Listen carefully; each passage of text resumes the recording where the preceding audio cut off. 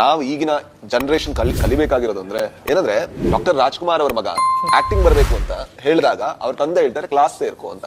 ಈಗ ನಮಗೆ ಇನ್ಸ್ಟಾಗ್ರಾಮ್ ಅಲ್ಲಿ ಮೆಸೇಜ್ ಮಾಡ್ತಾರೆ, ಸರ್ ನಾನು ಹೀರೋ ಆಗ್ಬೋದು ಅಂತ ಡೈರೆಕ್ಟ್. ಅಂದ್ರೆ ಅಲ್ಲ, ತಪ್ಪು ಸರಿ ಪ್ರಶ್ನೆ ಅಲ್ಲ. ಅಂದ್ರೆ ಅಷ್ಟು ಲೆಜೆಂಡ್ ಆಕ್ಟರ್ ಅವ್ರು ಹೇಳ್ತಾರೆ ನಾನು ನಿನ್ನ ಕಲಿಸ್ತೀನಿ ಅಂತ ಹೇಳಲ್ಲ. ಗುರುಮುಖೇನ ಕಲ್ತ್ಕೋ, ಡ್ಯಾನ್ಸ್ ಕಲ್ತ್ಕೋ ಅಂತ ಅವ್ರ ಮಗನ್ಗೆ ಹೇಳ್ತಾರೆ.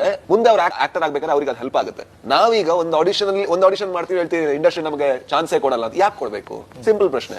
ಲಾಸ್ಟ್ ಟೈಮ್ ನಾವು ಇನ್ನೊಬ್ರಿಗೆ ಏನು ಅವಕಾಶ ಕೊಟ್ಟಿದ್ದೀವಿ? 10 ರೂಪಾಯಿ ಫ್ರೀ ಆಗಿ ಯಾರಿಗೆ ಕೊಟ್ಟಿದ್ದೀವಿ? ಕೊಡಲ್ಲ. ನಮಗೆ ಯಾಕೆ ಯಾರಾದ್ರೂ ಅವಕಾಶ ಕೊಡ್ಬೇಕು? ಅವಕಾಶ ಕೊಡೋದಲ್ಲ, ಅವಕಾಶಕ್ಕೆ ನಾನು ಅರ್ಹನಾಗೋದು. ಅದು ಹೇಗಾಗೋದು? ಐ ಥಿಂಕ್ ಅದು ಈ ಒಂದು ಇನ್ಸಿಡೆಂಟ್ ನಾವು ಕಲಿಬೇಕು ಅಂತ ಅನ್ಸುತ್ತೆ. ಅಂದ್ರೆ ಅಂದ್ರೆ ಬಡವ್ರ ಮಕ್ಕಳು ಬೆಳಿಬೇಕು ಅದೆಲ್ಲ ಪ್ರಶ್ನೆ, ಅದಲ್ಲ, ಅರ್ಹತೆ ಮಾತ್ರ ಪ್ರಶ್ನೆ ಬರುತ್ತೆ.